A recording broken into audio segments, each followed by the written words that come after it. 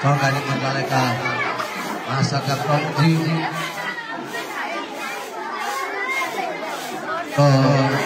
ज्ञान केन्द्र र भेटेरिनरी अस्पतालका कार्यालय प्रमुखजीहरू,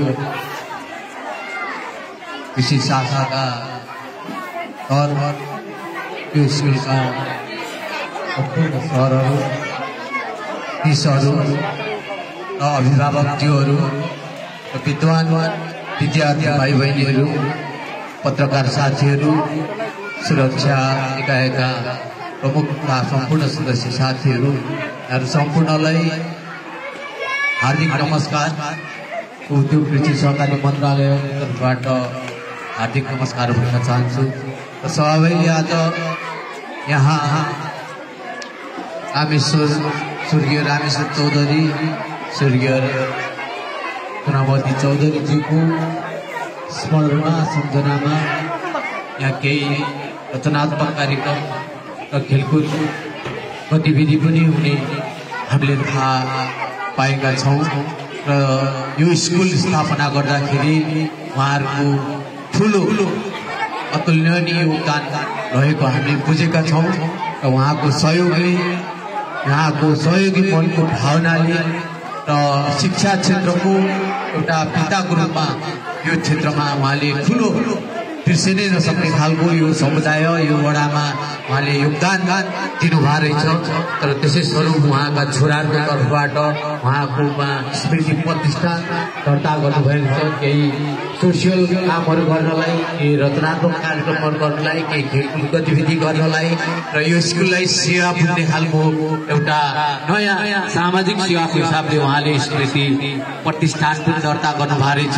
त्यसैले उहाँहरूप्रति पनि म सम्झना चाहन्छु, उहाँहरूप्रति म हार्दिक श्रद्धा सुमन पनि व्यक्त गर्न चाहन्छु।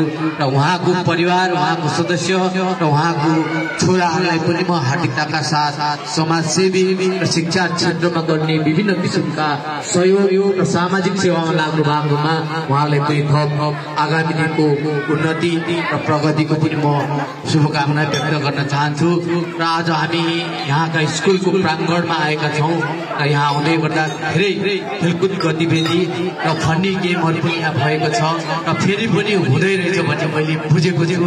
र यहाँ बलहरू पनि देख्न सकिन्छ, कपी कलम र खाता र विभिन्न सामग्रीहरू पनि यहाँ हस्तान्तरण पनि भइरहेको छ। त्यसैले विभिन्न स्मृति प्रतिष्ठानका आदरणीय उहाँहरूका छोराहरू सुपुत्र मनोजजी लगायत सम्पूर्णलाई म हार्दिक धन्यवाद व्यक्त गर्न चाहन्छु।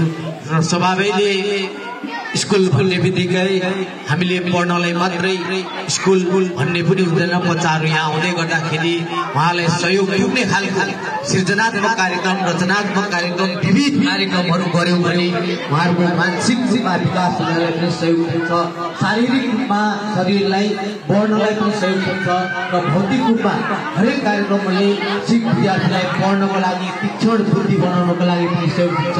त्यसैले यहाँले जुन खालको एउटा नयाँ रणनीतिक हिसाबले तपाईँ अगाडि बढ्नु भएको छ, त्यसैले उहाँलाई ठुलो तालिम सपना र विद्यार्थीको भावना अनुरूप नै यहाँले खेलकुद गतिविधि, रचनात्मक कार्यक्रम, सृजनात्मक कार्यक्रम र विभिन्न विधा र कलाका कार्यक्रमहरू पनि राख्नु भएको छ। त्यसैले यसलाई विद्यार्थी भाइ बहिनीहरूलाई एउटा मनोबलमा ठुलो यसले सहयोग पुग्नेछ, उहाँहरूको भविष्य बन्नलाई पनि यसले सहयोग पुग्नेछ र उहाँहरूको व्यक्तिगत तरिकाले पनि यसलाई सहयोग पुग्नेछ भन्ने मैले बुझेको छु।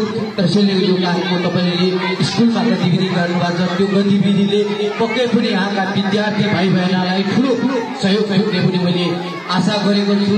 र शिक्षक साथीहरू तपाईँ गर्भवती चाहिँ कम छौँ हामी र पनि हामीले यहाँ केही हामीले आफ्नै स्कुल सम्झेर, भाइ बहिनीको भविष्य सम्झेर र आफ्नो सेवा र आफ्नो दायित्व सम्झेर हामी सहयोग गरिरहेछौँ भन्नुभएको छ। त्यसैले पनि यहाँहरूको धेरै कुराहरू पनि उठे, यहाँका भौतिक संरचनाहरू निर्माण भए तापनि यहाँ खासै जग्गाहरू नभएको कुराहरू पनि उठे। यहाँ प्रदेश सरकार मार्फत यहाँले पनि केही अपेक्षाहरू पनि गर्न तपाईँले आग्रह पनि गर्नुभएको छ। त्यसैले हामी स्थानीय तह, सङ्घीय सरकार र प्रदेश सरकार मिलेर नै तपाईँ हामी सबैको साझा सहयोगले नै शिक्षा क्षेत्रमा हामीले पहल गऱ्यौँ भने हामीले सोच्योहरू पुग्न सक्छ।